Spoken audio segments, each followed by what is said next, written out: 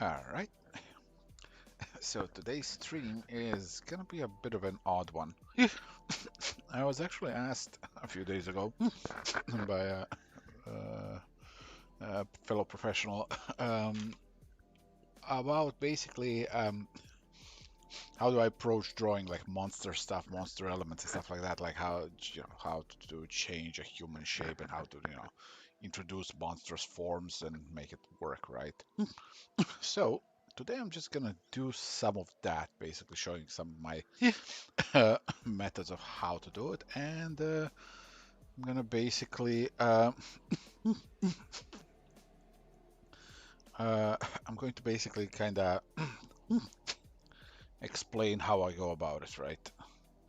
So I'm gonna be doing some like some monsters, zombies, vampires, stuff like that to just kind of display how to kind of create some of these elements to them, the gory stuff and all of that stuff. So uh, it's going to be basically that.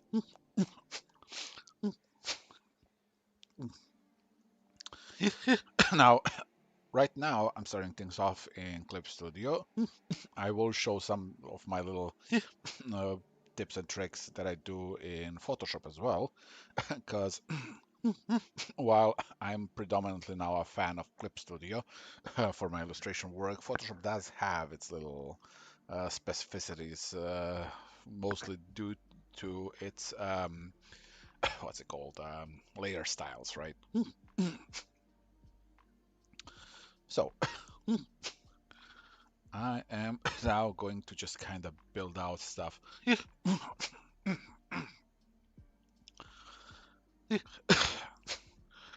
Now, one of the biggest things for me, like when dealing with anything kind of monstrous or designing monsters, is is the transitions. Transitions are what makes everything kind of work, you know. Without good transitions, stuff just doesn't look believable.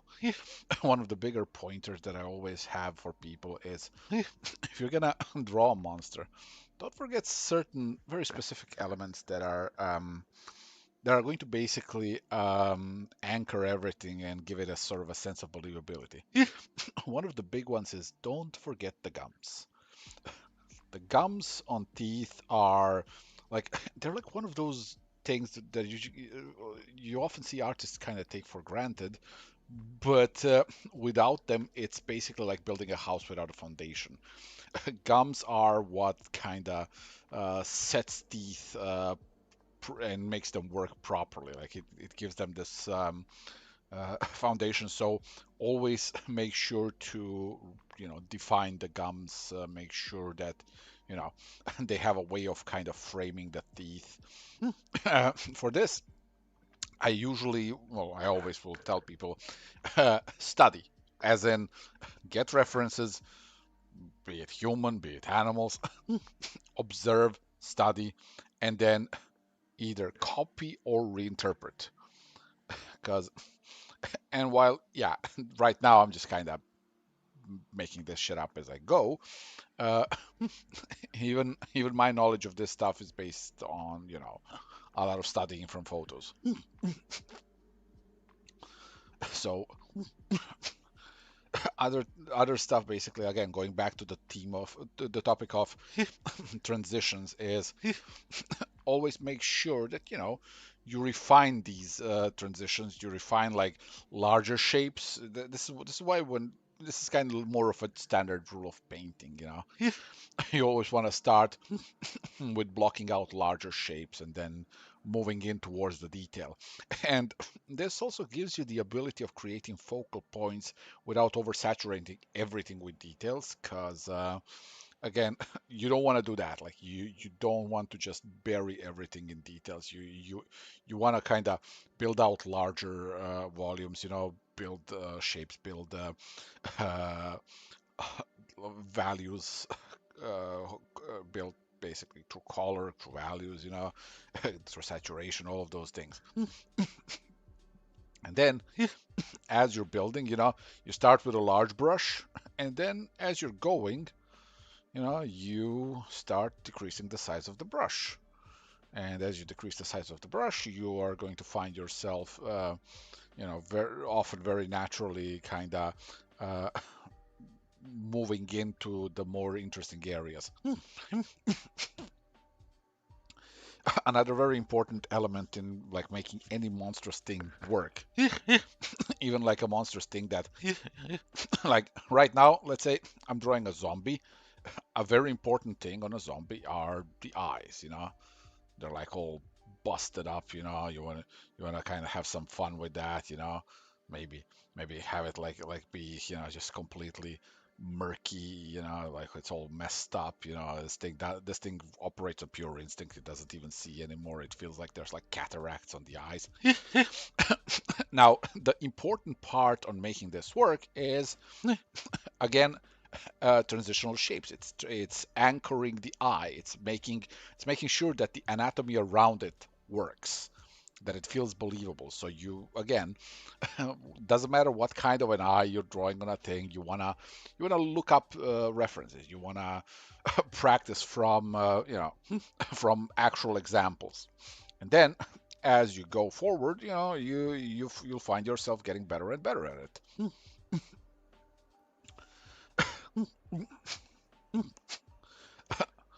Some other pointers, for instance, like teeth. You never want to draw teeth white. You always kind of want to go with a more neutral kind of a desaturated yellow tone, and then depending on what kind of a person you're drawing, like you can even go into some more saturated stuff towards the roots, where it's like, okay, this person's teeth were completely messed up, and now they're also zombified, so that's not helping their current situation.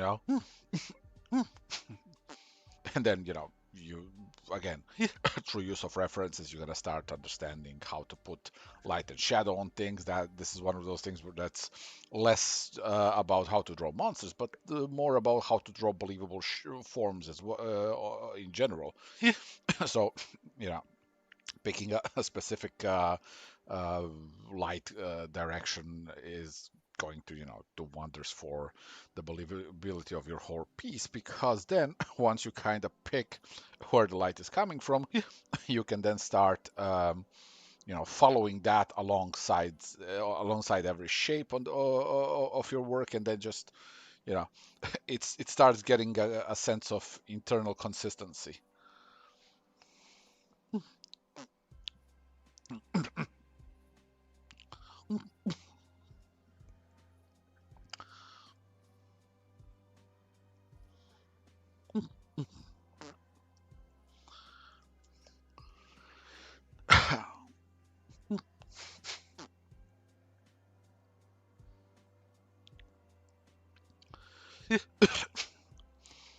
Beyond that, when it comes to actual design work for your monster stuff, like uh, understand what are you trying to make, and then try and be creative in, again, how you connect elements to it. A lot of monsters in the history of the world have always been kind of these hybrids of human plus this plus that, and again, going back to the main premise of it all, is like the thing that's gonna make or break it is how you handle the transitions. Like, let's say I'm making this weird zombie thing, but let's say it's not even a zombie at this point. Let's say I've changed my mind, right? And instead I want this thing to be a demon of sorts. So I want to build up some horns and stuff, right? So even with horns, like, through reference use, you're going to understand that horns are a keratinous thing, and they kind of have a structure to them, so you can actually build up build up, like, your shape or whatever the fuck you want with the horn. uh, and as you do, again, like with everything else, it's always a matter of, let's say I want this one to have just a bunch of horns. The thing that's gonna make these horns look like they actually are a part of his head is going to be again the transitions. So what do I want with this? Well, do I want these horns to kind of have a, you know, a natural smooth transition, or do I want to have this transition be like, okay, this thing was once human, but like through some dark sorcery has like, uh, has mutated, and these horns kind of just sprouted out from under his skin, and then like, they create these areas of jagged skin, so it's basically, again, like with everything else, it's a matter of making the transitions work. If the transitions work, you're gonna trick the viewer into believing that this thing is a coherent creature that actually, is supposed to look like that. If they don't, you're gonna end up with something that's very kind of clumsy and just not very believable.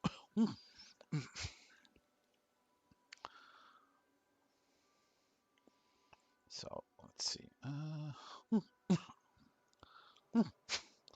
And then of course there's the element of color.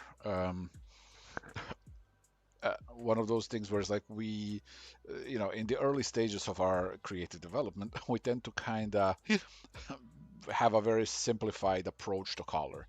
Whereas like, oh hey, blue, green, red, this is this is the color that I need on this. But the more you practice, the more you advance, the more you realize that you can get a little bit experimental. You can add colors that don't necessarily look like they're going to fit, but once you do them in a proper value and in proper saturation, you realize, oh, hey, this works.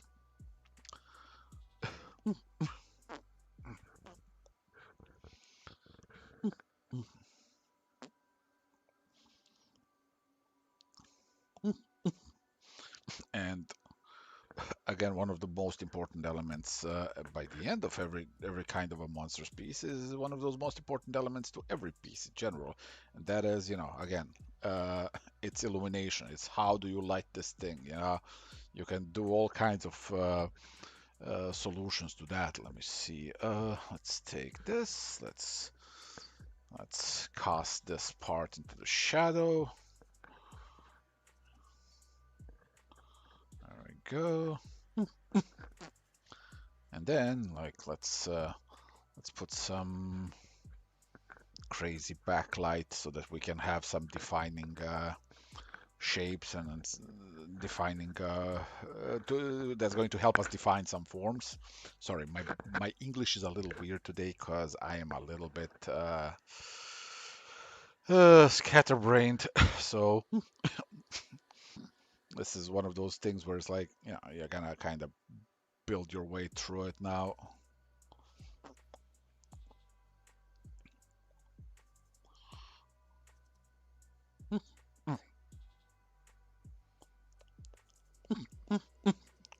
And again, like with every other thing with art, like the more you do this, the easier it gets, the more uh, the more instinctive it becomes, because this is at this point, like for somebody like me who, because I've been working with this kind of stuff for over 30 years, for me this is just kind of a muscle memory big time. And since it's a digital thing, you're also I very much encourage you not to be afraid to kind of go silly with it. Just kind of uh, no, you use the tools in the tool set here. Liquify stuff a little bit, change forms. Create shape languages that maybe weren't in the parts of the initial plan, but you kind of liked it over time.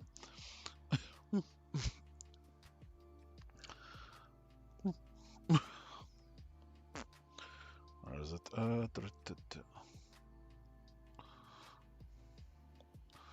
is it? Where is it? Where is it? Where is it? Why am I blind? Oh, there it is.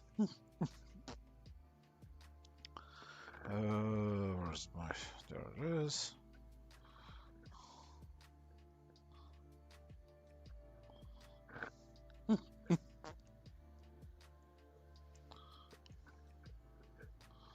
And then as you further refine, you're gonna cast, you're gonna sink into deeper shadows. You're gonna start, refining forms even better. You're gonna start doing cast shadows of things that are, affected by lights.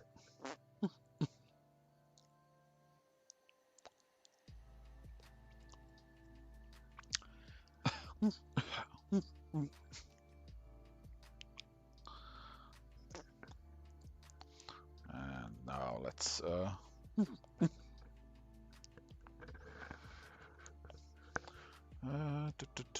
edit canvas size, I think. Yeah, yeah. All right, good. Okay, let's see. The stick fill. There you are.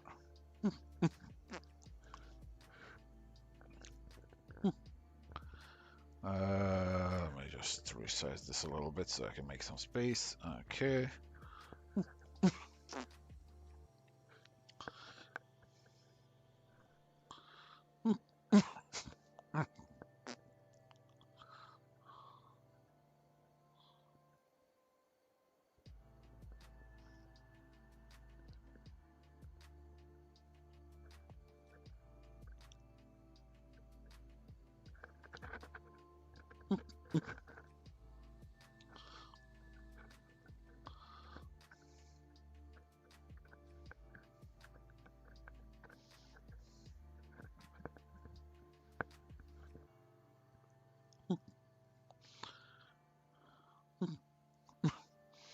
And then through refinement, through design, you know, you start creating wilder and wilder elements to a thing because, you know, that's kind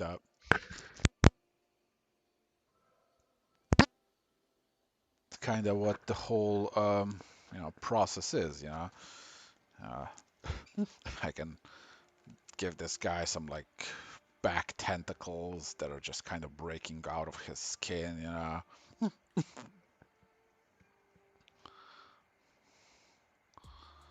And as I do that, I can just kind of do these little transitional zones where you can see kind of the skin is getting flayed and stuff like that. Again, it's always, you know, a matter of making the transitions look good, because if the transition looks good, the form that it transitions from and the form it transitions to is gonna work much better.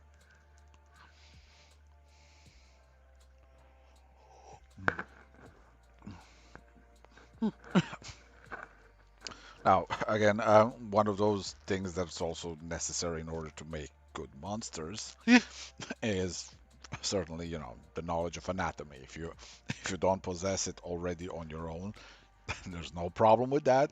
Get yourself references, start working off of them. That's how you gain knowledge. You don't just magically, you know, wake up one day and you're like, oh my God, I'm good at this. It's like, no, you need to practice first before you magically wake up and say, oh my God, I'm good at this. And by the way, there are those moments in creative development as well, where you, you're trying to figure a thing out and you suck at it and you suck at it and you suck at it. It's like, I'm never gonna get it. And then, you know, a few days later, your brain just wakes up and it's like, oh, I know it now. I know kung fu.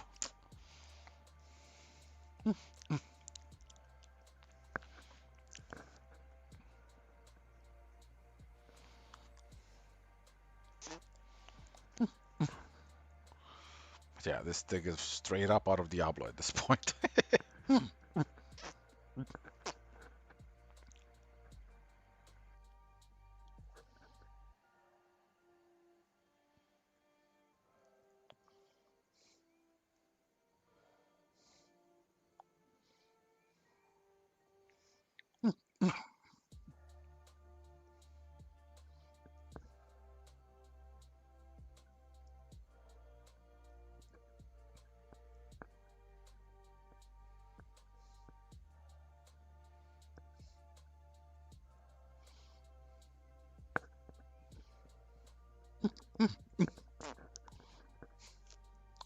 That feeling when you're kind of just doing something as a sort of a quasi tutorial, but then you're like, yo, this kind of cooks.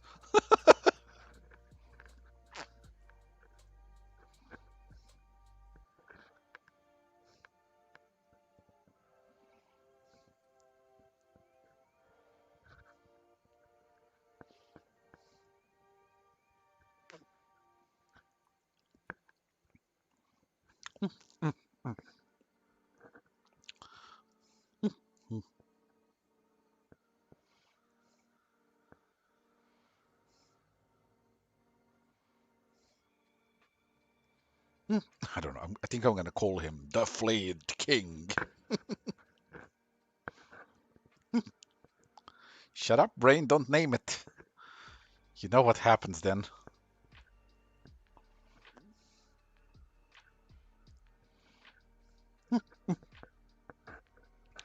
And for the sake of believability, again, if you set up your light directions, stick to them.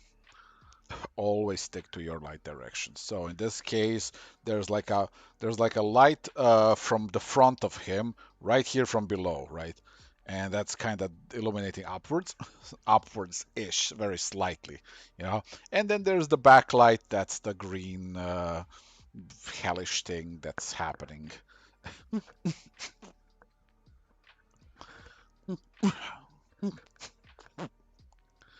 And with those light sources in mind, I'm just kind of carving out the forms.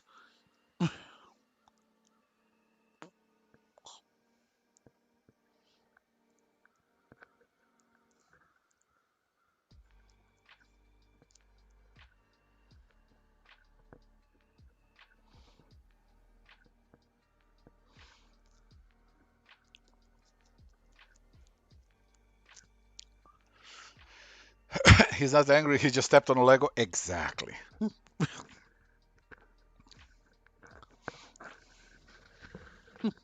But then again, stepping on a Lego, it's gonna make anybody angry. Let's be real.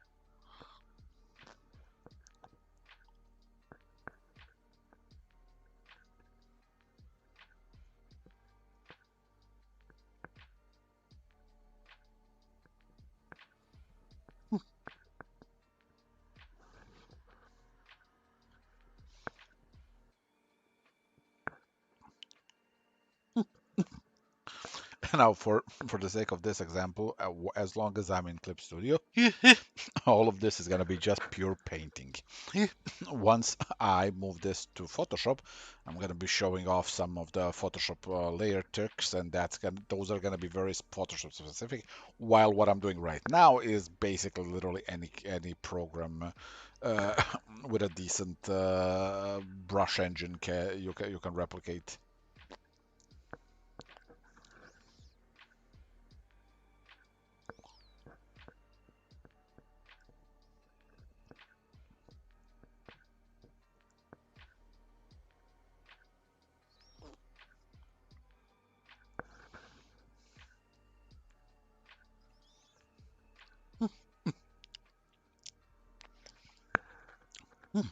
Yeah, light is that key sauce in anything really, but also like it's holds very true for any kind of like monster work and monster design. Light is, it's the heart of the presentation. Without good presentation, your thing is just gonna be like a big old pile of whatever.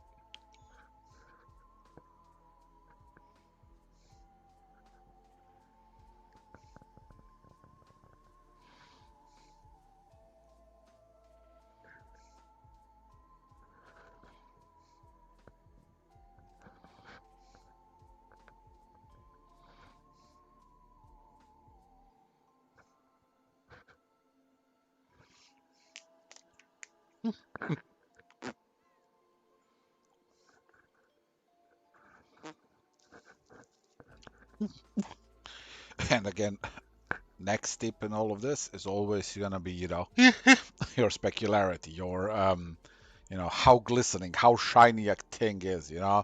It's going to help you separate and differentiate materials, and it's gonna get you that kind of a, you know, that kind of a nice gory feeling that you want on something like this, right? When you're doing something like very monstrous, very kind of body horror, very uh, decay, stuff like that. Like that, those are some of those elements that you kind of want to keep an eye out for. You want to pay attention to. Now, my method of work usually consists of me blocking out things like this, and then, in this kind of a way, and then, using either blending brush in Clip Studio or blending brush in Photoshop to kind of connect the shapes and then help with the transitions. And it's a very useful method. It gets the job done.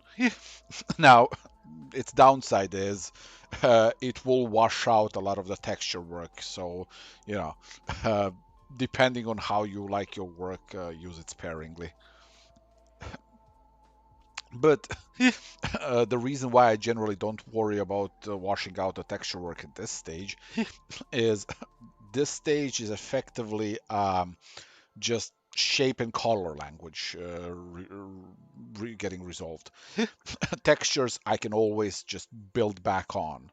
So right now, all I'm interested in just kind of refining light paths, refining this kind of a believable, silhouette, believable form, and make the volumes feel, tangible enough before I get to the next stage, which is basically, that's where the detailing starts setting in.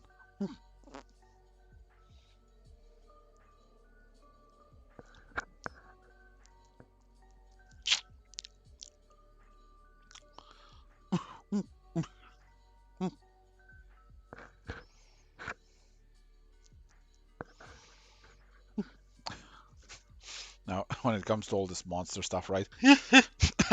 My work has always been very heavily influenced by like Stan Winston studios and like Hollywood studios that did like special effects. So a lot of my stuff kind of shares this kind of a very sort of grounded aesthetic, even with the most more outrageous stuff. Like I make sure to, to make it very visibly, like this thing can function. It's just kind of having a bad day.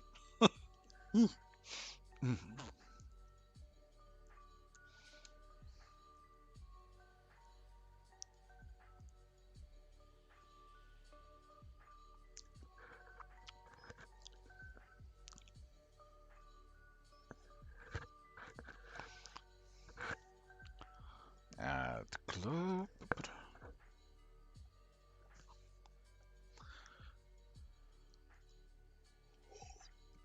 Yeah, I can paint directly without line sketches. Like, but like, you gotta understand, and I will always make sure to remind people of this.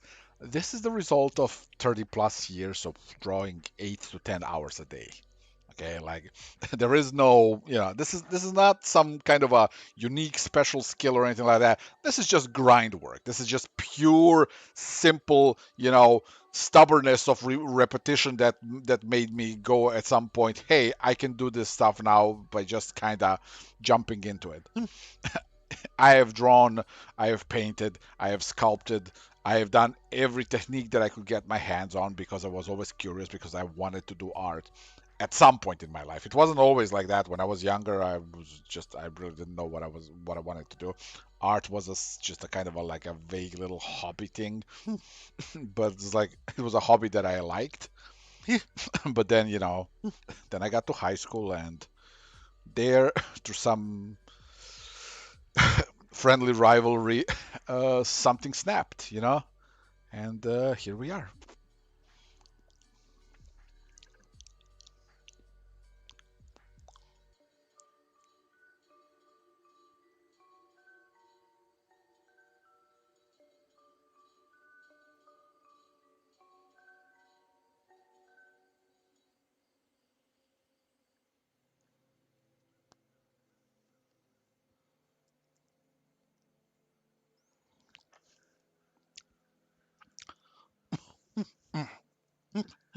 Yeah, old school horror was always great with lightning because they had to get creative with things, so they would do stuff with like harsher lightning that produced deeper shadows, bigger, more intense contrasts, and they used a lot of kind of uh, building up forms through you know light, shadow, and rim light.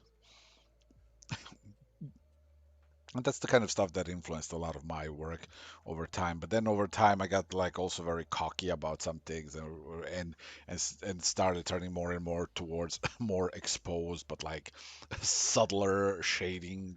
Because like at some point you're like, this feels too easy, so I'm gonna now turn to a more difficult thing where I'm gonna almost create Renaissance uh, type illumination that's softer, that's more engulfing so that everything gets illuminated, but it still looks believable. So I kind of got into that at some point. But it's always nice to kind of go back to you know, these good old ways.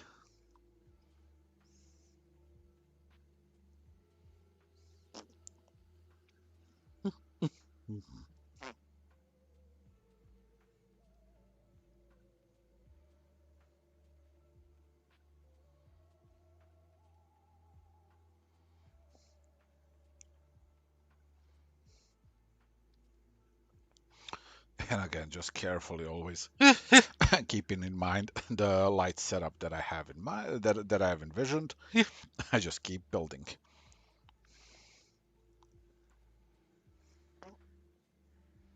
I want to give him, a bit of a darker transition towards hands because that means he's a fucking pervert. I don't know why, but like at some point it got real fucking popular to just give the sexy demons darker hands. So this one not so sexy, but like it's trying.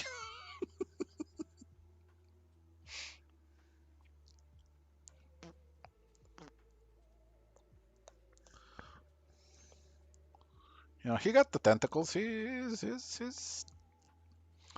he got the tentacles. He's got the darker hands. It's happening. There's a monster fucker out there waiting for this fellow.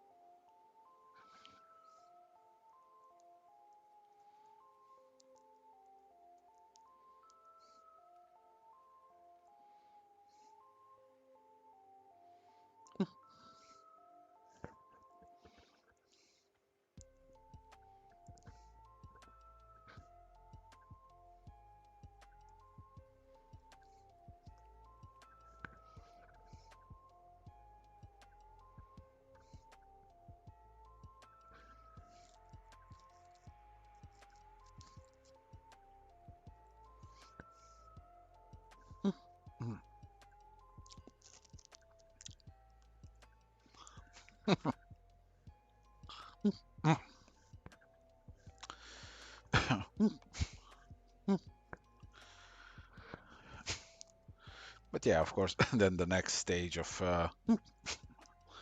creating good monster work is the posing. You kind of have to nail the body language, the energy, expression, tension, something. There needs to be some sauce beyond just how it looks. It's that presentation. Somebody in the costume of the Predator just standing still, you know, eh. But somebody in the costume of Predator just kind of, you know, having that lean, having that, threatening, t- flex of like hands or something like that. Like, it changes things. It makes it work much better.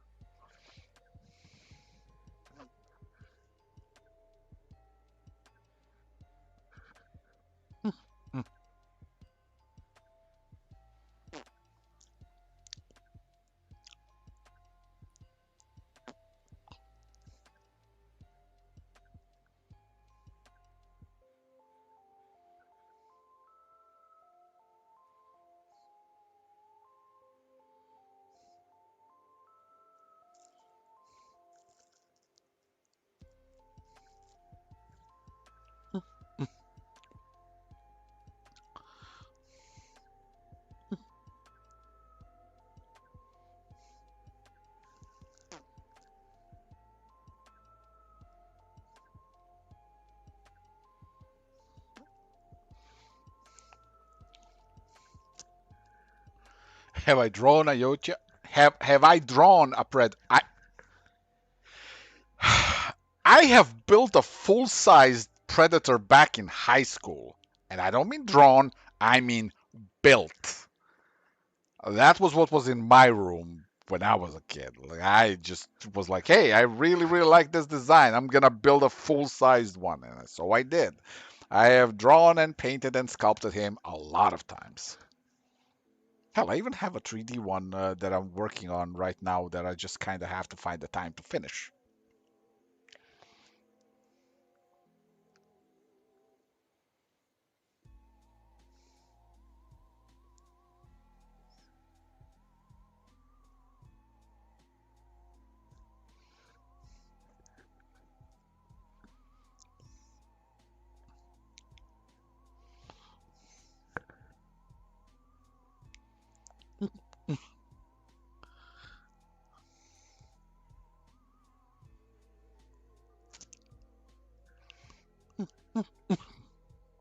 Yeah, I've drawn a bunch of them. Like there's a bunch of fan arts of that.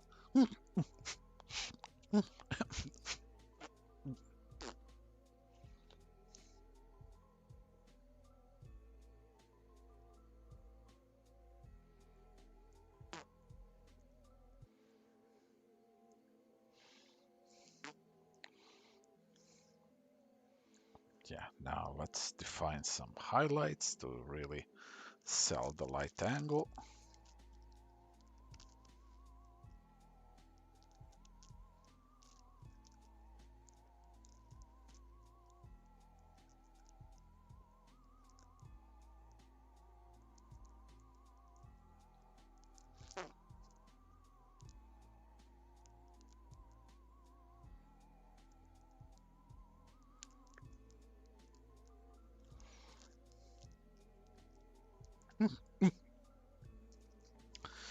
Another little trick is when you're making these highlights, we just kind of disperse them. We just kind of just make little scribbles and little doodles. It does wonders in kind of selling that you know organic feeling to things that you're rendering.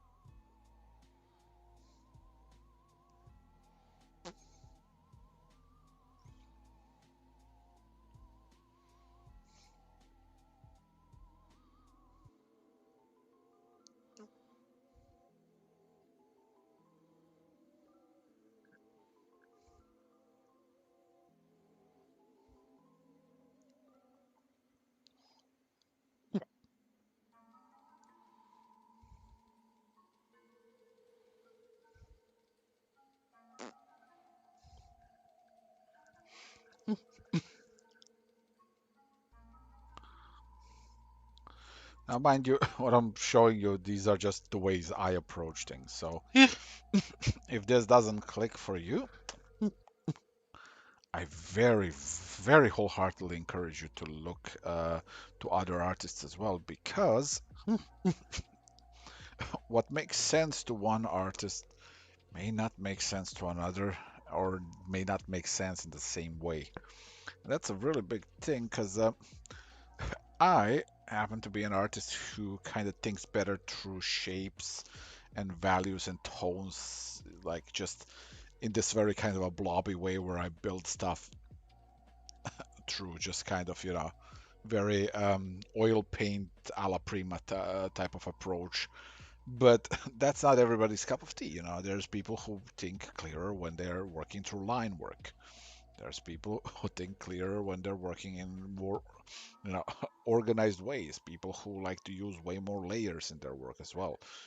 And don't get me wrong, I love me some layers, but very often I find them, to slow me down.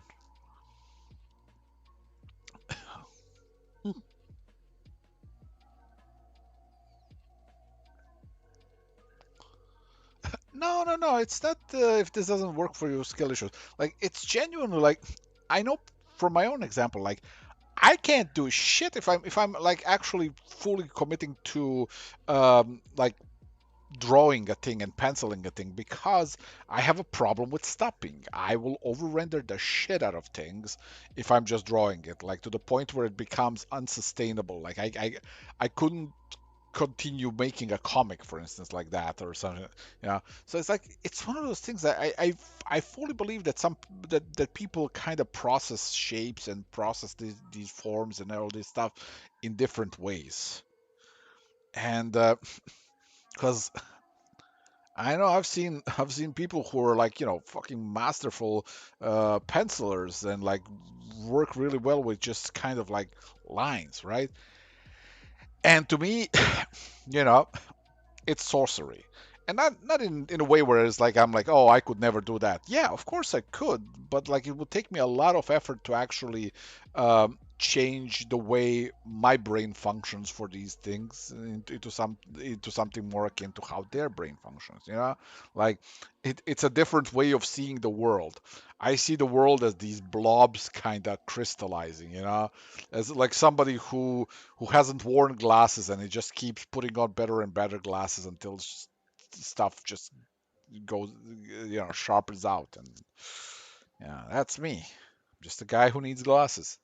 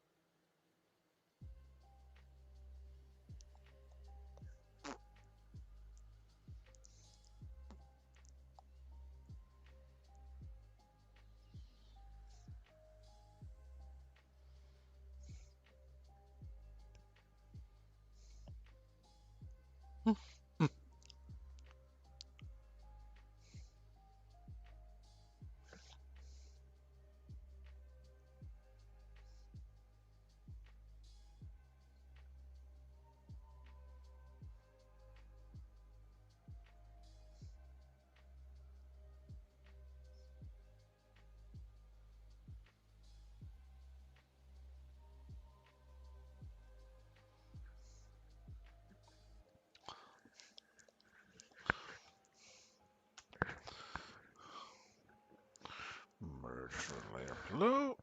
Okay. Let's just give it a bit of a, I don't know, fucking sulfuric clouds or something. Who the fuck knows? Uh, where's the where's my old cloud brush? Where is it? Where are you?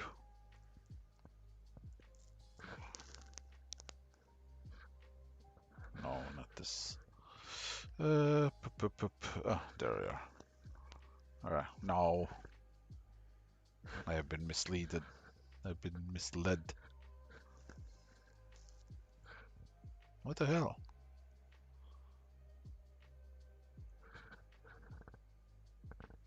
Where is my brush?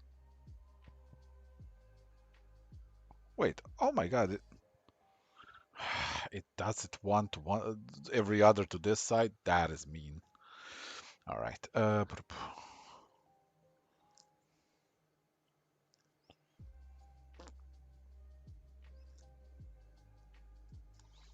this was like one of my first brushes that I ever made in Photoshop. And I still use it. It was just like, it just works.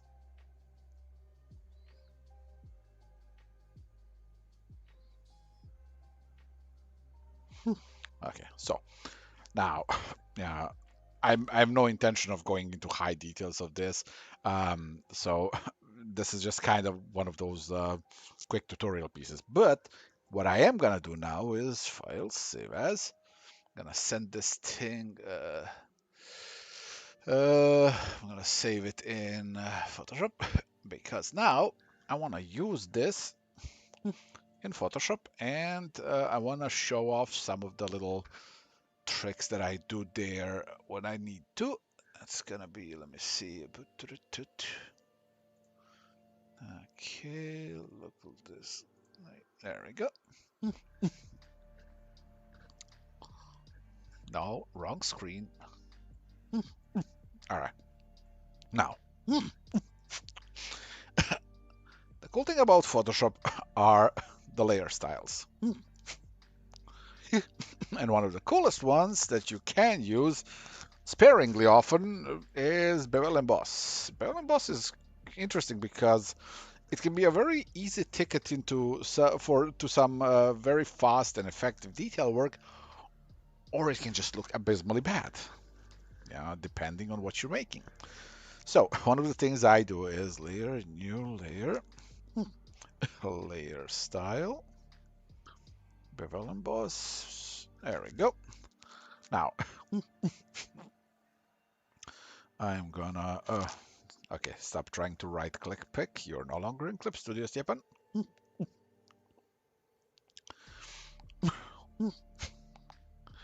So with Bevel emboss, you get this. It simulates a sort of a thickness to things like, and given how you position this little, point, it's going to affect it differently. The cool thing is, um, whatever you draw on that layer um, is also sensitive to what's it called? It's sensitive to the opacity, so lower opacity is going to create less volume, and these things are going to basically define how light behaves around those shapes.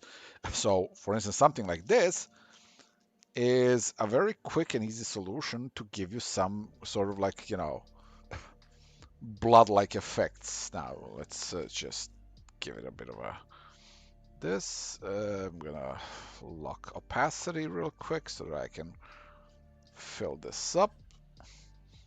This is a little bit too much. Okay, let's go with like this. All right.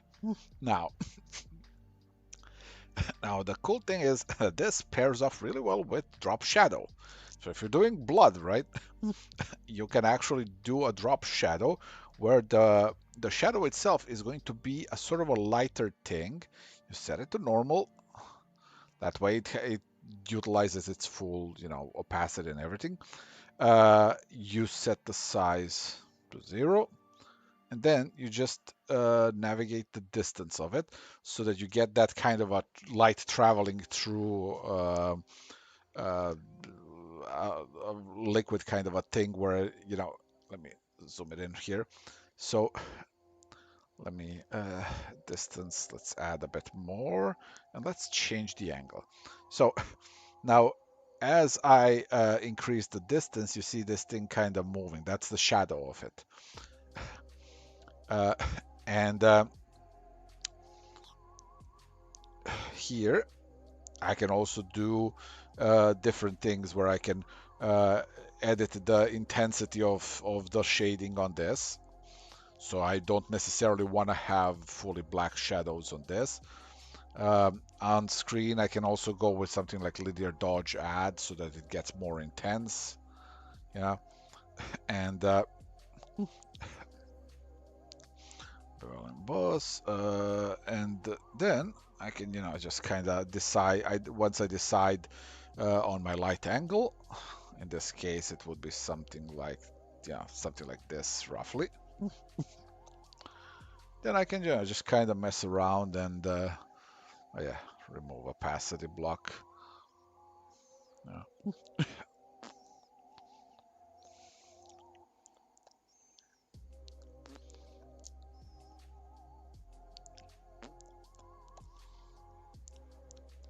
And then, of course, I can just pick the color here.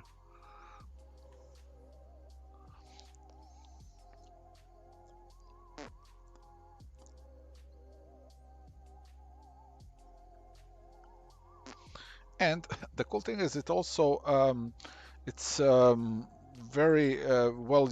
You can use it very well with like the. I've made a blending brush a long time ago, like 20 something years ago in Photoshop now, and this actually it can actually be used to make smooth, soft transitions into these layers. which can be very useful in creating again those believable transitions. Now, bevel emboss technique is a cool technique, but like any one of these kind of shortcut type techniques, it's best used sparingly.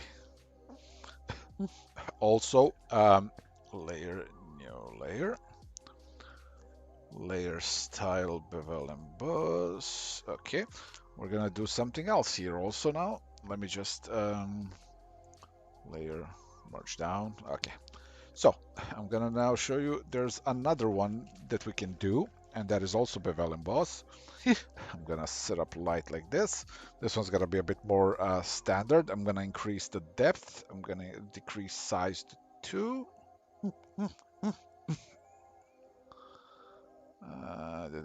I said 2. There we go. And then I'm going to use one of my. You know what? I'm gonna just for the sake of this, let's make a horn brush. Not on this. Let's create edit copy merged file new. I'm just using copy merge to kind of quickly generate a squarish space. Now, uh, let's see. I'm gonna take first something around this degree of lightness, and I'm gonna create sort of a like this. Okay, I'm going to use my blending brush to soften the transition towards the white part here.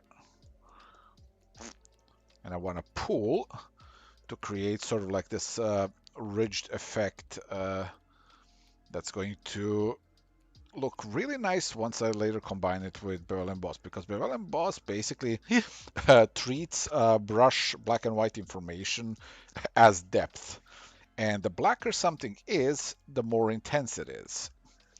So let's reduce opacity and start building up these things.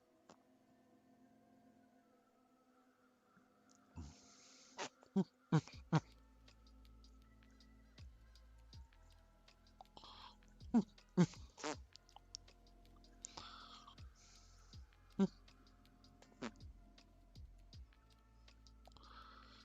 right, let's add some more darkness here. Then I'm going to carve out some of it back just to kind of create grooves on the thing once I actually make. Now, I'm going to do edit, define brush preset. Okay. Now, as it is right now, let's put opacity, like as it is right now, very uniform, very kind of uninteresting, right? So here's where this goes. Shape dynamics. Now this is an old Photoshop, but it's kind of one-to-one basically with the newer ones. Other dynamics are in the newer ones called transfer. But shape dynamics, control pen pressure, minimum diameter, I'm gonna not put it all the way to 0. Then what I want to do is add some angle jitter to give it a bit of an unevenness, add some roundness jitter, a bit more unevenness. And then I want to do flip X jitter so that it flips the brush on its vertical axis. Yeah. And I want to have angle jitter and set it to direction so that when I'm drawing, it's going to follow the direction of the brush. And now when I apply it onto this, I'm actually going to remove fill for this. If you remove fill, you're just working with the actual volume itself and nothing more. What's happening?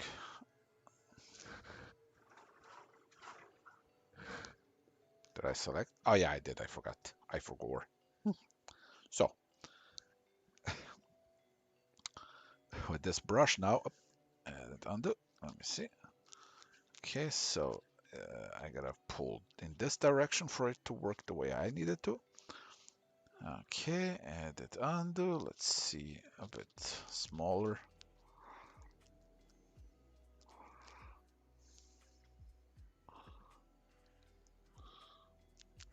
Now, I, can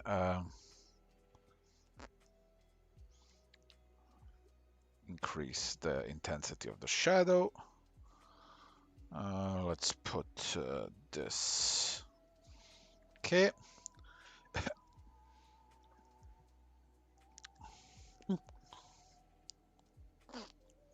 All right. And now I can like select a little bit, free transform, warp this.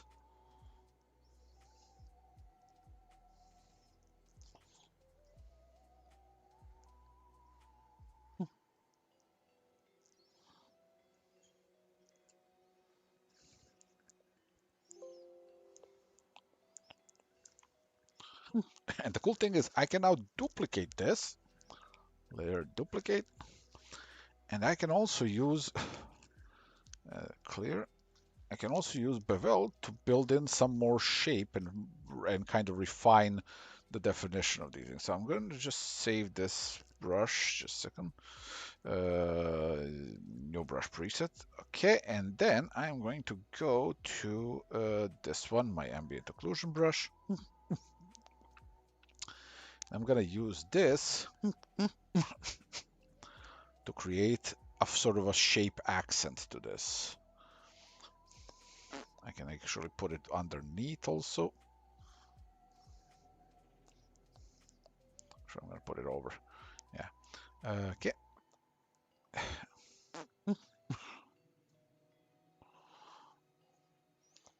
And with this, I can kind of refine the shapes a little bit more. Give it a little bit more of a sort of an edge. Create these kinds of like sort of a shape language to it all.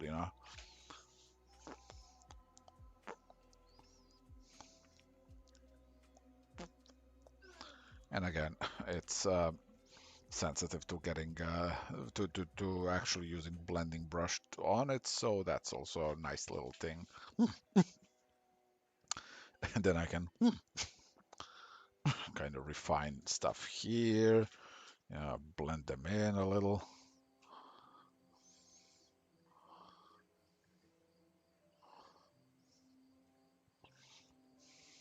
Now, when you actually end up merging things together, they are going to get uh,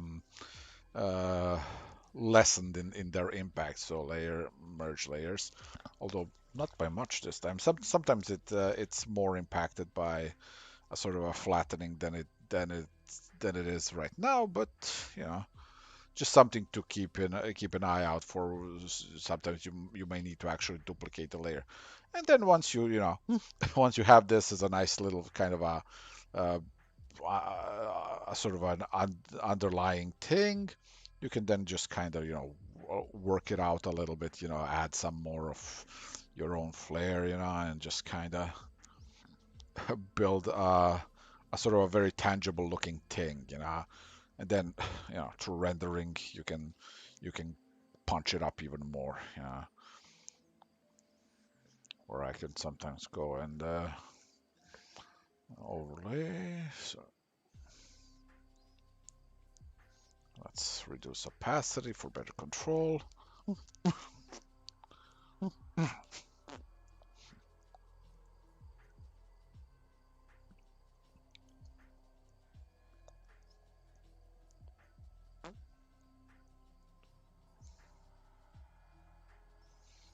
Now, another thing that I will sometimes do just to kind of uh, avoid over detailing an area and creating a very distracting thing, something I didn't know back in the earlier days, and that is I've become a big fan of doing cutout filter and poster edges filter, but here's how I use them, right?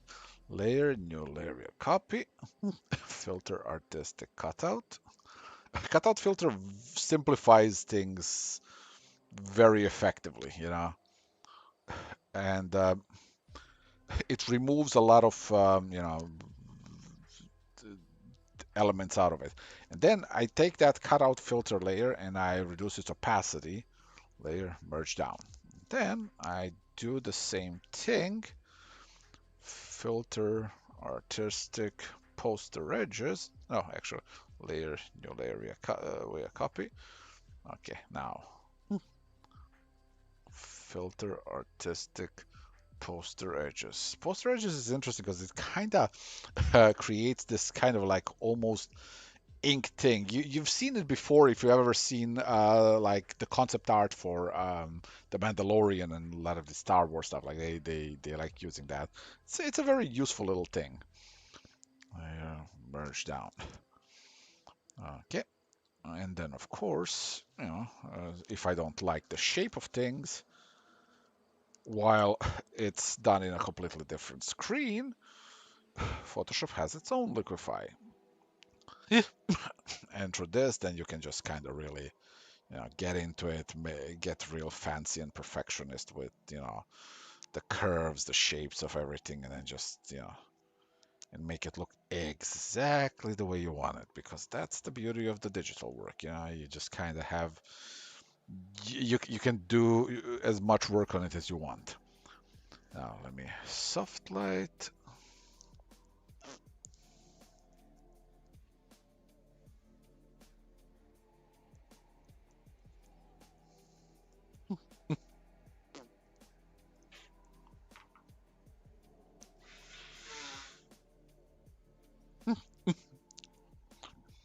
I'm gonna add some warmth to the illumination here.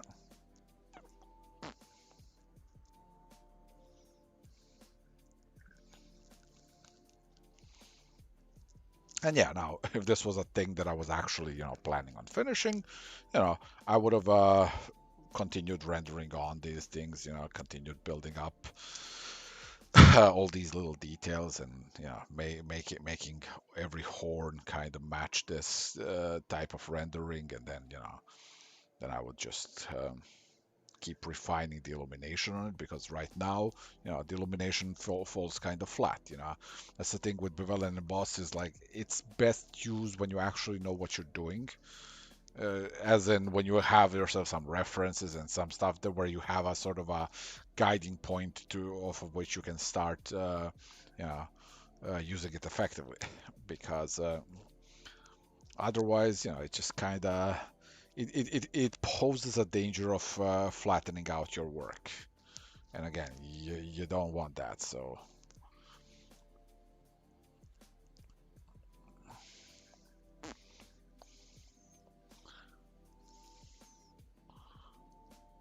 and then later, I'm gonna just duplicate it for this one. Oh, hey, I get opacity out of it because that wasn't working with full, huh?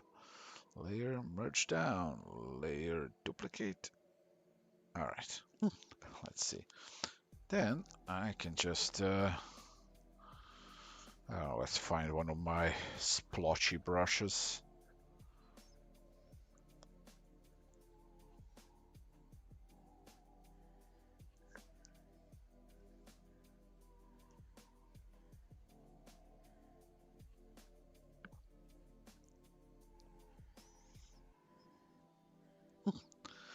And then I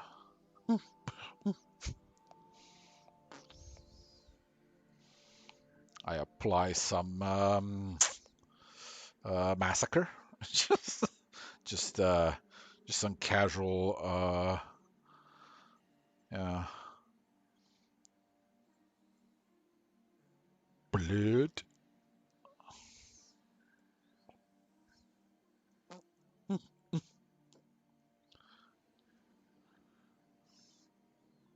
And here we are. Hail Santa.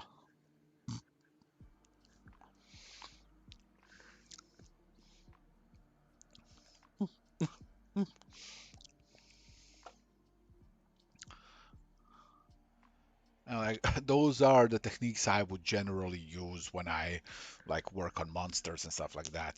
If I'm trying to get something done fast. If I'm trying to get something done properly, though, I would probably reduce the use of Bevel emboss. It's a very useful thing, mind you, but at the same time, it's a thing that relies on not entirely physically accurate stuff. It's effective, but to a degree. Uh, I actually find it very useful for stuff like, if I want to do some like blood magic type effect on a character, you can actually see me do that when I was there. There's a very old piece that I was doing where I use it for exactly that purpose, and then uh, that's where it shines. But beyond that, it's just kind of one of those things where it's just best used sparingly.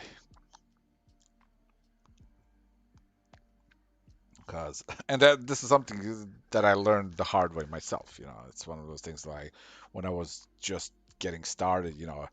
Because like this this technique, the Bevel embossing, is very much I need to get shit done fast type of a deal, and so you're going to create a lot of like rendering asset through that, where you're gonna basically create the type of textures that look tangible, perhaps not photorealistically believable, but tangible at any given point, and sometimes that's all you need.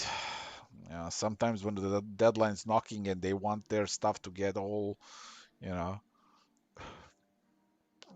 fake detail, there you go. That'll get it done.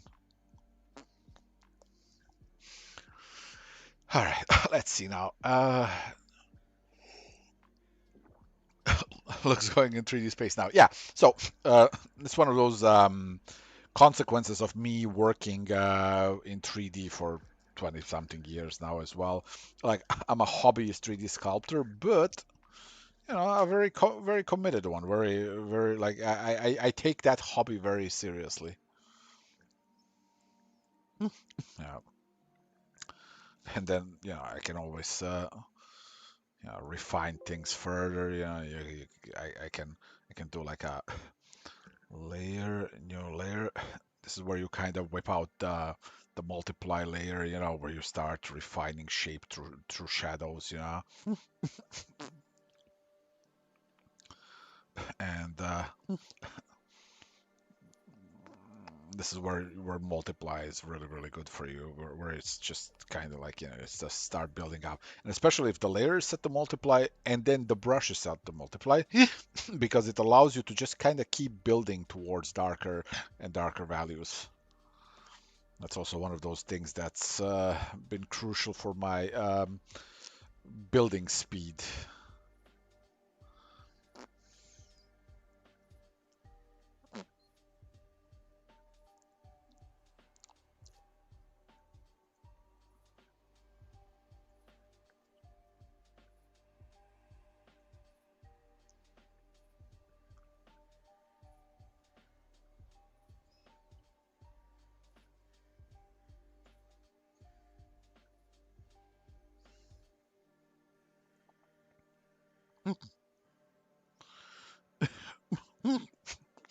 Also, having one of these kinds of brushes is very very useful. And like I made this one, but like you can genuinely just kind of make it from like the default square round brush, and just you do hardness drop down on it, and there you go. It's gonna get that job done. Where you want to use it as a sort of a um, ambient occlusion brush for yourself. It's very very very useful, where you can just kind of for instance, here you lean on to the edge and it just kind of fades into it, creates instant rendering. It's a very simple but a very useful trick. So that's another one. It's kind of one of those things like I'm not I'm not a good teacher, mostly because I don't know what people will find useful. For me, learning these things was just an endless trial and error kind of a process. So I was actually very surprised when I was asked about how I do this stuff, and I'm like, holy shit, it never even occurred to me that people might find this useful. And like in hindsight, yeah, of course they would find it useful. People love drawing monsters, and it's like, yeah, I've drawn my fair share of them. It's like I do kind of know how to how to get things to work in that space. But over time you work so long on these things that you just kind of take it for granted. It's like, oh, nobody cares, nobody needs that. It's like, oh, holy shit.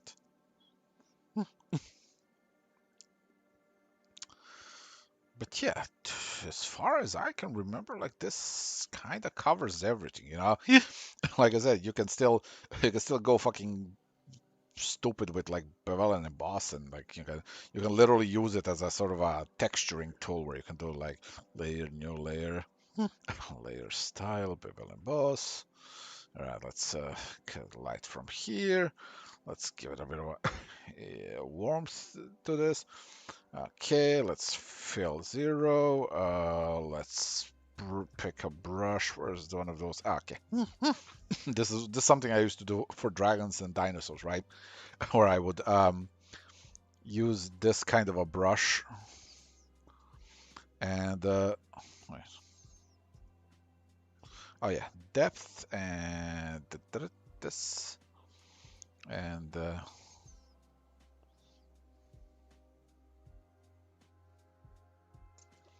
we go. Let's see. Okay. Yeah, like this. All right.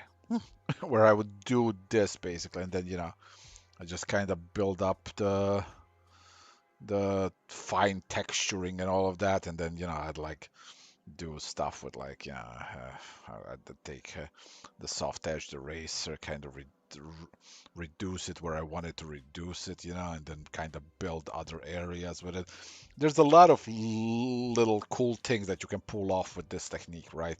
But again, it's also kind of the stuff that you can pull off with just painting it with some creatively made brushes.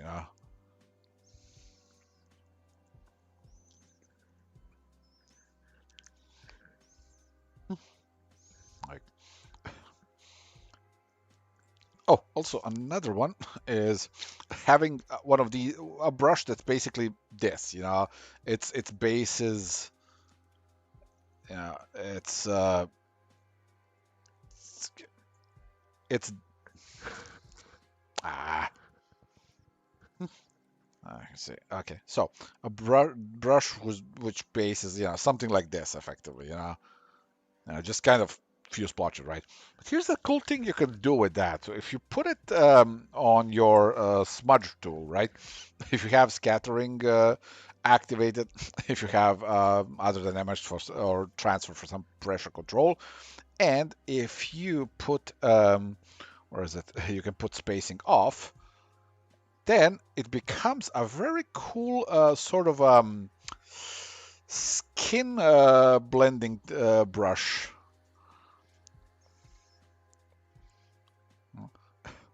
You can create some really nice kind of speckling and stuff like that.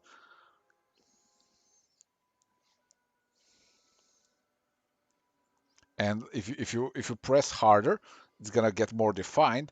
If you press softer, it's going to blend better.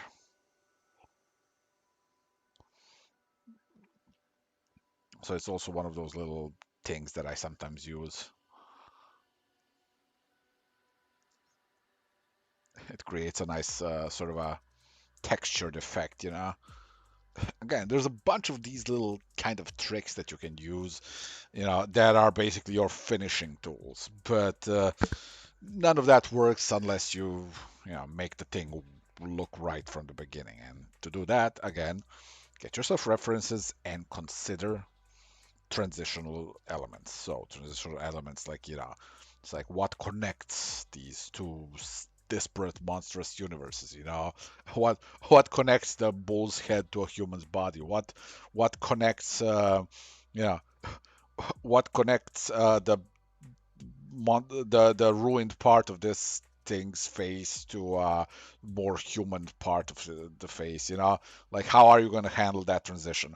And the big one, consider always the anatomy around things. So if you're building teeth, never forget gums. Like I can't stress that enough. Gums are a freaking crucial element to making any kind of a beast with teeth look believable. And you don't even have to make gums pink. Don't forget, gums can come in different colors, so you can get like real freaky and creative with that shit. So, you know, explore. That's why God gave us the option to duplicate the layer and work on a duplicate. You got to scum save, or no, save scum. Yeah, save scum. That's the one. Yeah.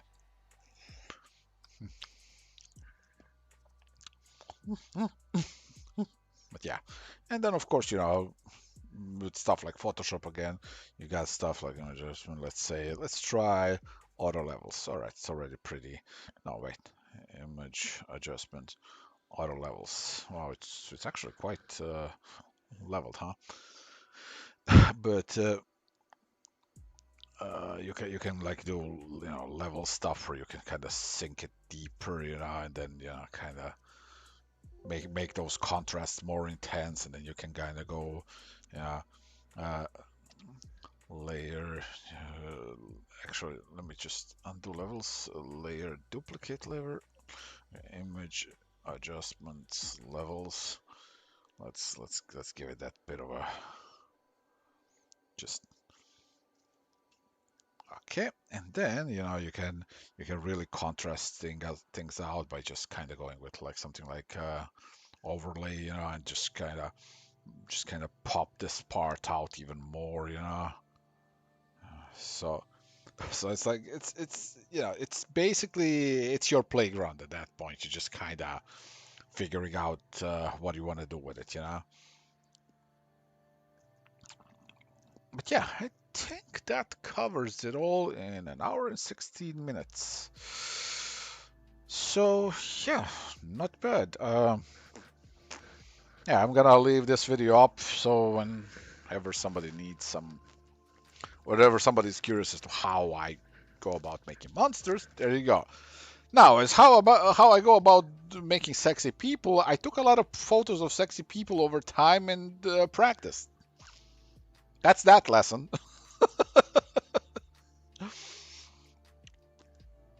So yeah, that's kind of that. All right. On that note, I'm gonna be wrapping this one up because this was, like I said, this was more per requesting, so that yeah, I'm a man of my word. I did say I was gonna do it, so there it is. So if you haven't been around from the beginning, but you want to understand how it all got through, you can watch the video from the beginning. I'm gonna leave this thing up and give it a try. Try out some of these techniques, try out some of this stuff, and